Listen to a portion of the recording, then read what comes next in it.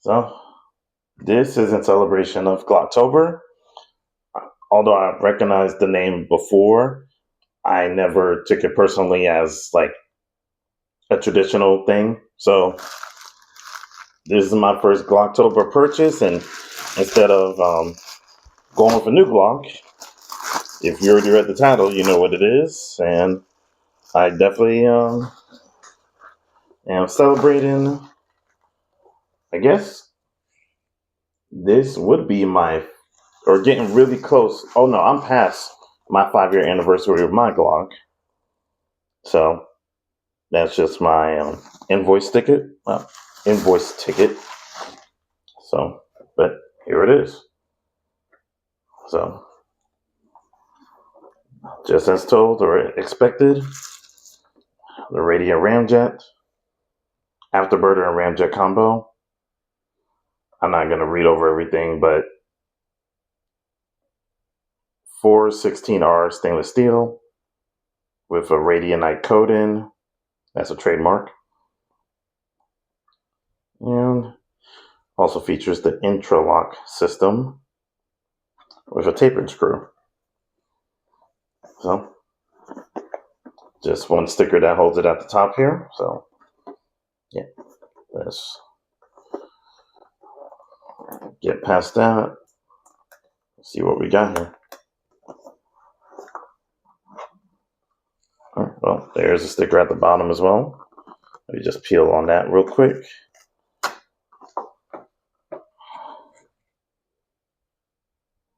It mentions the quick tune compressor quick tune guide rod, specifically for the Glock Slimline models, the 43, the 43X, and the 48. Let's see here.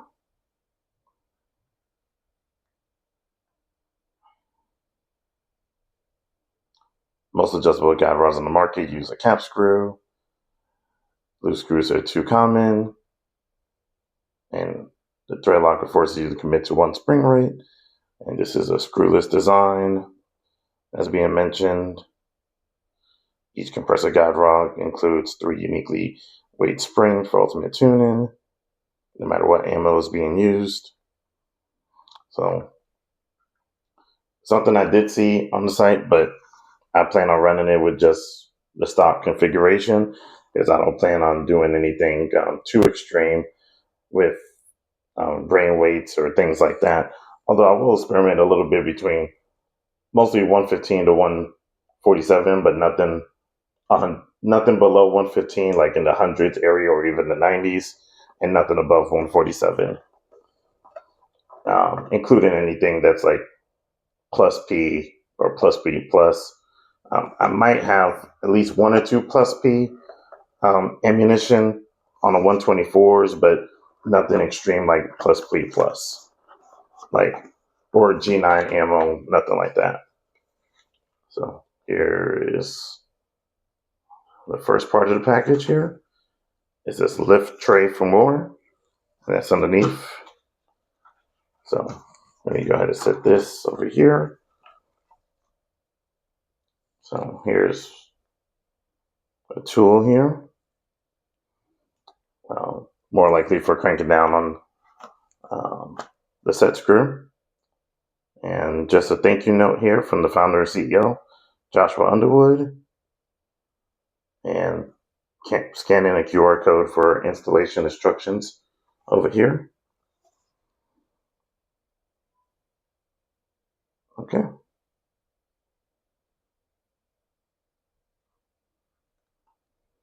And lifetime warranty. So, good deal. So, let's go ahead and fold this out underneath here.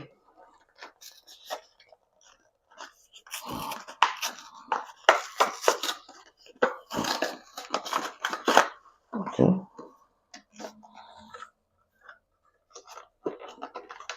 And there we go. All right, so I did go ahead and look over the instructions beforehand, which were fairly simple as far as making sure that your weapon was unloaded, and then,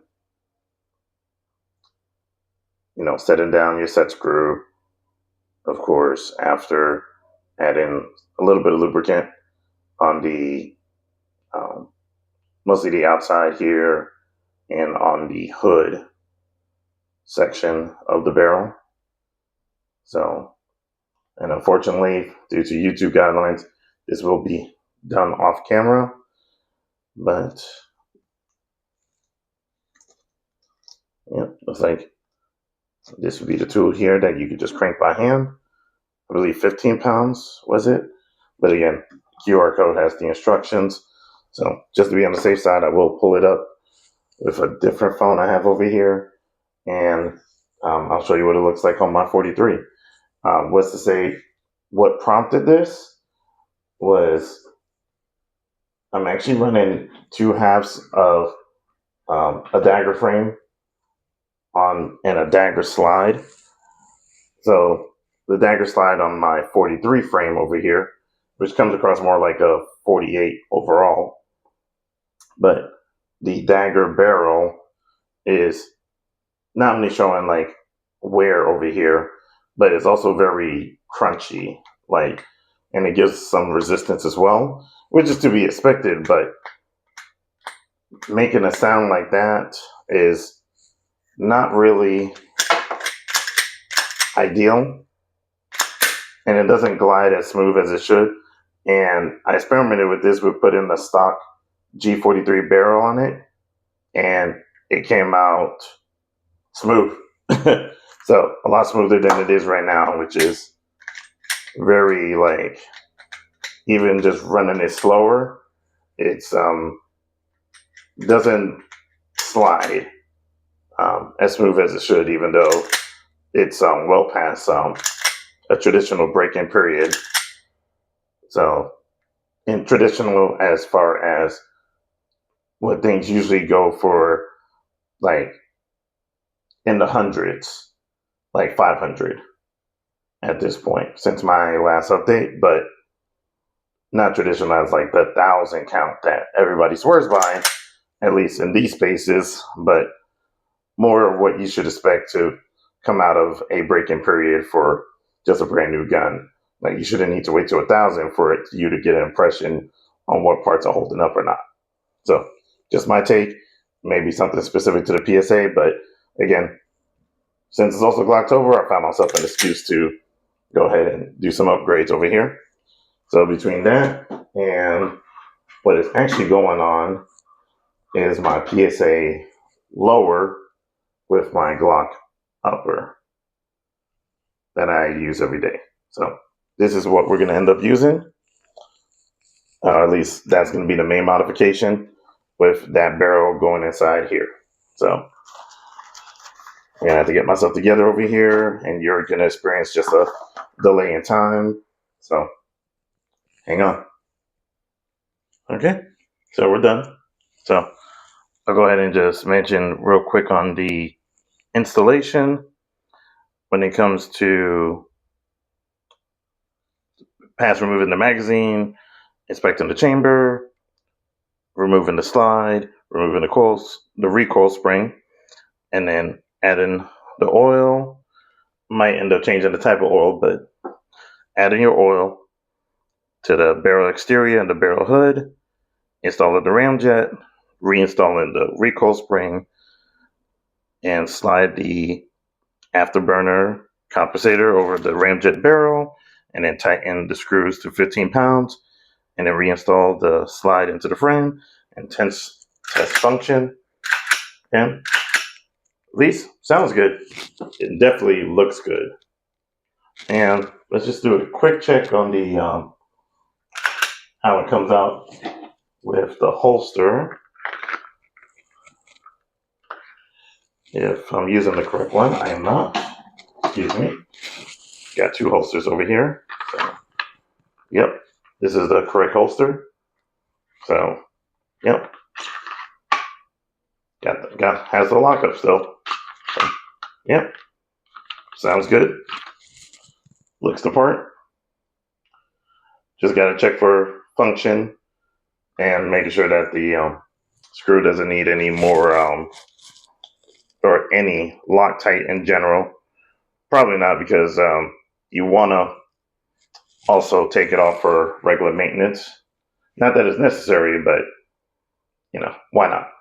So again, we have that there, and then of course for the other Glock, this one actually, probably because that barrel was broken in, sounds a lot smoother than before, and definitely feels as such. None of that grindiness that I was experiencing before. And honestly, same thing here.